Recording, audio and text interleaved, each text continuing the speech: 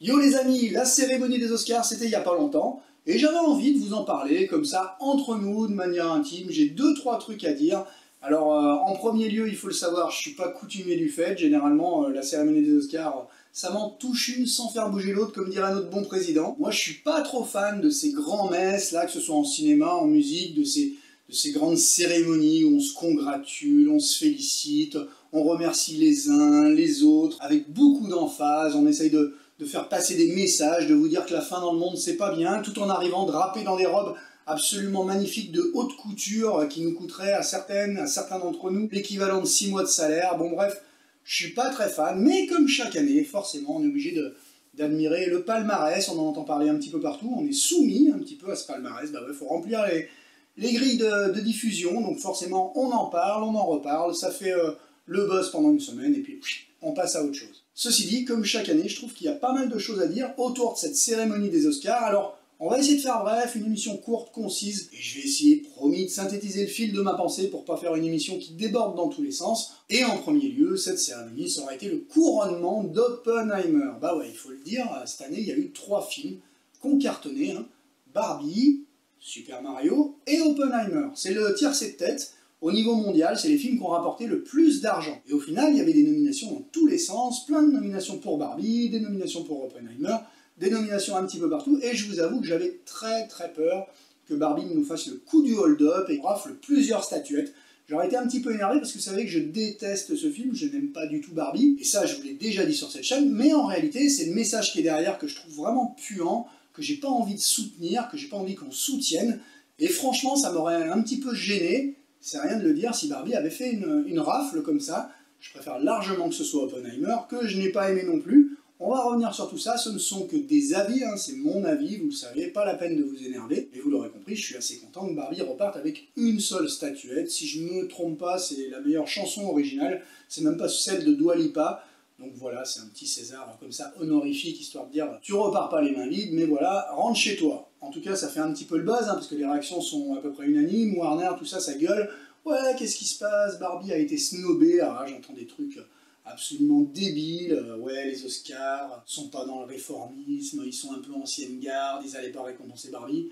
Je trouve qu'ils ont fait le bon choix, je suis obligé de soutenir ce choix. Franchement, c'est pas un film que j'aurais récompensé encore une fois, malgré le fait que ça soit un grand succès populaire. Et là, pour le coup, je trouve que les Oscars, souvent, manquent de récompenser ce genre de succès, mais ça m'aurait gêné que ça aille à Barbie.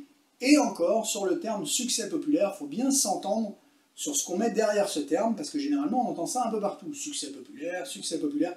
Oui, mais un succès populaire, c'est quoi? À mon avis, Barbie, c'est pas simplement un succès populaire, c'est un succès populaire de fait parce que le film a rapporté 1,5 milliard. 1,5 milliard autour de la planète, c'est juste énorme. Hein. Tout juste devant Super Mario, donc deuxième. On n'entend pas parler de Super Mario, mais sur l'année qui vient de passer, Super Mario a fait deuxième, avec presque 1,5 milliard lui aussi. Et puis, troisième, Oppenheimer, avec 1 milliard.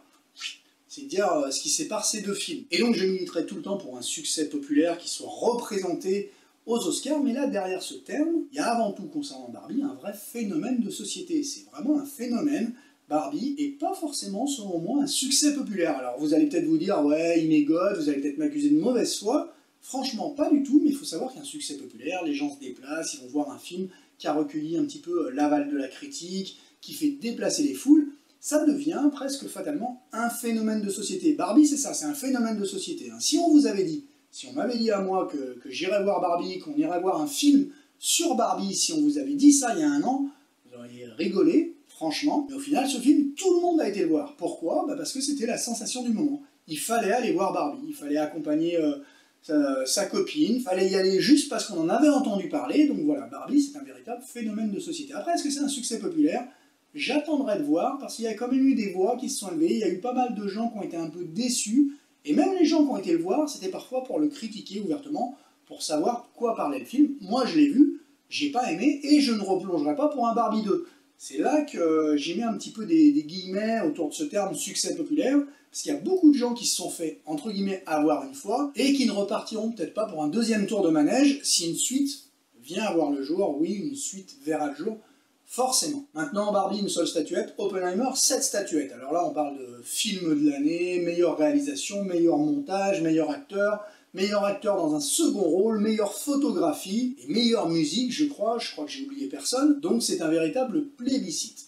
En quoi ça me réjouit? Alors je vais le dire tout de suite, je n'ai pas aimé Oppenheimer. Vous le savez, vous suivez cette chaîne, et je m'en suis expliqué. Franchement, moi j'ai un peu de mal des fois avec le cinéma de Nolan, toute proportion gardée avec le cinéma un peu de Villeneuve, ces metteurs en scène qui ont une mise en scène très minérale, je trouve que souvent ça manque de cœur, ça me touche pas. Ça c'est subjectif, mais moi quand je vais au cinéma, j'ai besoin d'être touché, j'ai besoin qu'on touche au cœur, vraiment, qu'on aille chercher des émotions. Là, je trouve que c'est un petit peu des récits désincarnés parfois, et moi j'ai eu du mal avec Oppenheimer, avec ce personnage. On ne sait pas vraiment ce qu'il pense, on ne sait pas vraiment s'il est un destructeur de monde volontaire ou s'il est juste un ballotté par... Enfin, on le sait dans le récit, vous voyez ce que je veux dire, mais moi j'ai pas l'impression de plonger dans sa psyché, et son histoire d'amour elle me touche pas. On peut juste se demander par exemple ce qu'un metteur en scène comme James Cameron aurait pu donner avec un sujet comme ça, parce que lui il va chercher le cœur dans les récits, il va chercher l'histoire d'amour, peut-être des fois un peu trop, vous pourrez me dire, mais moi je trouve que ça fonctionne, et j'aurais aimé voir plus l'humain au cœur du récit. Enfin bon, bref, voilà, Villeneuve c'est un petit peu pareil, hein, une mise en scène minérale, je trouve qu'il colle bien souvent au sujet qu'il aborde, ça fonctionne sur Dune, on reparlera de Dune forcément prochainement, mais voilà, moi j'ai un peu de mal, je suis un peu laissé de côté. Ceci étant dit, je reconnais toutes les qualités du monde à Oppenheimer, tout ce que vous voulez. Je suis d'accord pour lui attribuer la meilleure réalisation, le meilleur film de l'année, le meilleur acteur, parce que finalement Cillian Murphy, il joue comme on lui a dit de jouer, et il joue bien. Robert Downey Jr., il est incroyable dans ce film, la musique elle habille chacune des images, donc ça fonctionne. Vous voyez, je suis pas partial, hein, je peux ne pas aimer un film et lui reconnaître des qualités. Là franchement, ce film, à la suite de vos commentaires, j'ai l'impression d'être passé un petit peu à côté. Pourquoi à mon avis c'est important que ce film ait été récompensé, et pas Barbie? Si on avait récompensé Barbie, on aurait récompensé un succès soi-disant populaire, mais pour de mauvaises raisons. On aurait récompensé le message, et ce message, franchement, il est sacrément fumeux, même aujourd'hui, en 2023-2024, je me demande encore comment on peut qualifier ce film de cri féministe quand on parle d'une Barbie, quoi, je veux dire, un personnage asexué, une espèce de blonde totalement fantasmée, sans un poil sur le corps, enfin bon bref, vraiment ça me laisse pantois, et c'est bien qu'on ait décidé de ne pas récompenser ce message-là. Je pense que les Oscars n'en sont jamais à une connerie près, hein. Ils auraient pu plonger dedans, d'ailleurs des conneries, ils en ont par le passé récompensé plus d'une, hein. Et là pour le coup, ça aurait été un petit peu à côté de la plaque, je pense qu'ils ont évité le piège. Alors Oppenheimer, pourquoi je me réjouis qu'il ait été autant récompensé? C'est tout simplement parce que je trouve que ça récompense un cinéma de l'exigence. Et justement, parce que j'ai pas aimé, je suis content qu'il ait été récompensé. J'ai été voir un film, j'ai vu un grand film qui m'a laissé moi un petit peu froid, mais pour le coup, je vois la proposition, je vois un travail de mise en scène, je vois un travail de chaque plan, je vois du cinéma léché, du grand cinéma hollywoodien exigeant qui n'est pas fait pour plaire à tout le monde.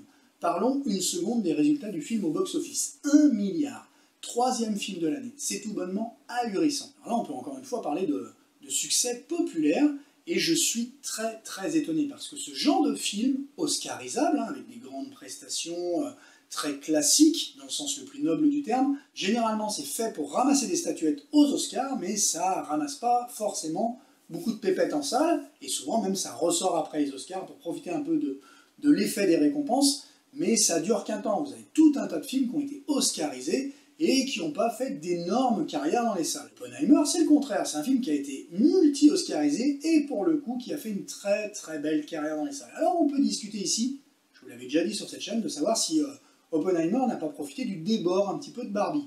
Ça, moi, je crois que oui, du moins dans un premier temps. Je l'ai constaté dans les salles en France, hein, je ne sais pas si c'était comme ça tout autour du monde, mais dans un premier temps, moi, quand j'ai été voir Oppenheimer, je suis arrivé, ça devait être 15h, et il y avait les panneaux qui disaient « La séance de Barbie à 19h est pleine ». Et j'entendais les gens qui disaient bah, « Qu'est-ce qu'on va voir ?» Les gens se sont déplacés pour voir Barbie, puis finalement, une fois qu'ils étaient dans la salle, il n'y avait plus de place, donc ils ont été voir Oppenheimer. Ça, c'est bon pour le début de la carrière du film, et puis après, il y a eu le phénomène Barbenheimer, dont vous avez entendu parler un petit peu partout, et puis qui a fait que les gens ont retrouvé le plaisir des salles. Et on avait besoin de ça.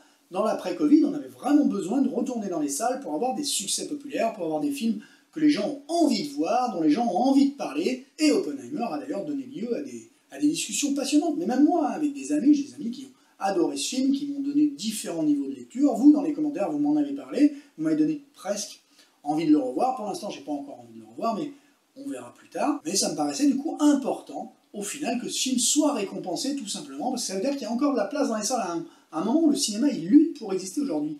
services de streaming, propositions bas de gamme, au rabais, des grands spectacles qu'on a vus déjà 1000 fois et qui se battent pour savoir où ils vont exister, en salle, en tant en salle, ou alors sur les services de streaming. On ne sait plus trop, les grands metteurs en scène vont de plus en plus trouver refuge sur le petit écran. Le grand écran, qu'est-ce qui reste? Il faut des propositions fortes, il faut faire déplacer les gens, et finalement, Oppenheimer prouve que c'est encore possible pour des vraies propositions, pour du grand cinéma au sens le plus classique du terme, et en ça, vous l'aurez compris, je trouve ça vraiment important qu'Oppenheimer a été récompensé, autant de fois récompensé. Pour le coup, ça aurait été complètement différent si ça avait été Barbie. Imaginez juste un monde de cinéphiles où Barbie aurait eu cette récompense. Alors là, je baissais les bras, mais fort heureusement, ça n'a pas été le cas. Alors bon, je parlerai pas ici de pauvres créatures que je n'ai pas vues, c'est pas le cinéma qui m'intéresse. Bon, vous savez, je vous ai déjà dit que ces grandes cérémonies, j'aime pas trop. Par contre, après, je ne suis pas non plus un cœur de pierre, et j'aime bien voir les réactions des acteurs, des actrices quand ils reçoivent ces trophées. Souvent, il y a de la sincérité quand même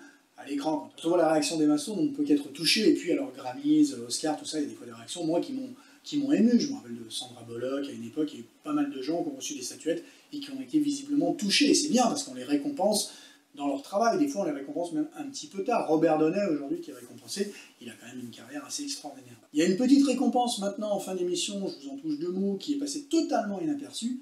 C'est la récompense, la statuette des meilleurs effets visuels, qui va quand même à Godzilla Minus One.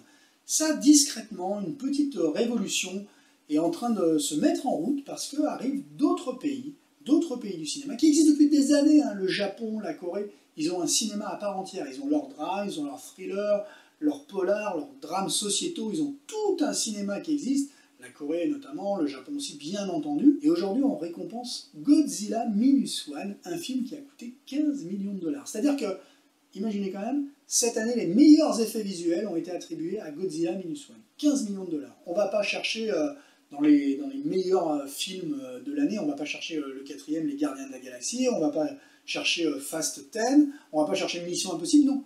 On attribue ça à Godzilla Minus One. Alors il y a eu déjà un semblant de polémique, on va se le dire tout de suite, un semblant de polémique autour de ce film, parce qu'on a dit ouais, il a coûté 15 millions de dollars, mais les gens sur le plateau sont mal payés, il n'y a pas de droit du travail là-bas, tout ça. Je veux dire, est-ce qu'on est là pour juger de ça? Sincèrement. Alors oui, il y a peut-être des problèmes, je sais pas. Moi je parle pas de ça. Mais le produit fini, la qualité des effets visuels est absolument incroyable, et ça nous prouve à nous, de l'ancien monde, à nous en France, aux États-Unis, tous ces beaux pays du cinéma où il y a plein de syndicats, où les gens finissent à 17h, où ça déborde jamais du cadre, et bien ça nous prouve que quelquefois il faut faire un cinéma un peu guérilla pour s'en sortir, et qu'avec 15 millions de dollars, on peut faire ce film-là. Je vous l'avais déjà dit sur cette chaîne, j'avais eu cette discussion avec un de mes collègues de l'époque, je lui avais dit, mais moi je prétends qu'on peut faire un Batman aujourd'hui avec 15 millions de dollars, il m'avait dit, t'es un malade, mais tout ça, mais parce qu'il pense déjà comme quelqu'un qui a été biberonné à cette industrie du cinéma américaine qui paye très cher, chaque plan coûte très très lourd sur le budget, et moi je pense tout à fait qu'avec une équipe qui en veut, avec des moyens réduits, on peut faire un Batman Year One avec 15 millions de dollars, voilà. Et là on fait un Godzilla Minus One absolument splendide pour 15 millions de dollars, discrètement, statuette des effets visuels, franchement c'était amplement mérité, et c'est une petite récompense qui veut dire beaucoup. Voilà, et on va s'arrêter là. Cette émission, c'était juste pour lancer un petit peu le débat. Franchement, ça me ferait très très plaisir, je vous dis ça à chaque fois, mais ça me ferait vraiment plaisir que vous reveniez m'en parler dans les commentaires, votre avis à vous, sur ces films, sur Barbie, sur Oppenheimer, qu'est-ce que vous en avez pensé, qu'est-ce que vous pensez de ce genre de cérémonie, et surtout, qu'est-ce que vous avez pensé de cette QV 2024. Moi, personnellement, bon, je vous le redis, mais c'est des grosses cérémonies qui récompensent à chaque fois des gros budgets, des gros réalisateurs avec des gros projets, avec un gros casting, du gros cinéma. Et moi aujourd'hui, je suis plus dans une période où je vais chercher des petites péloges, des petits films un peu bricolés, donc forcément ça me touche pas trop, mais dans le même temps, je vous dis, c'est un petit peu un indicateur, c'est un petit peu la météo des années à venir au niveau du cinéma, et en ça, je trouve ça passionnant. Voilà, et c'est là qu'on va se quitter pour reprendre le cours normal de notre existence. Moi, je vous dis, comme toujours, à la prochaine, ce sera ici et pas ailleurs, sur cette même chaîne. Ciao!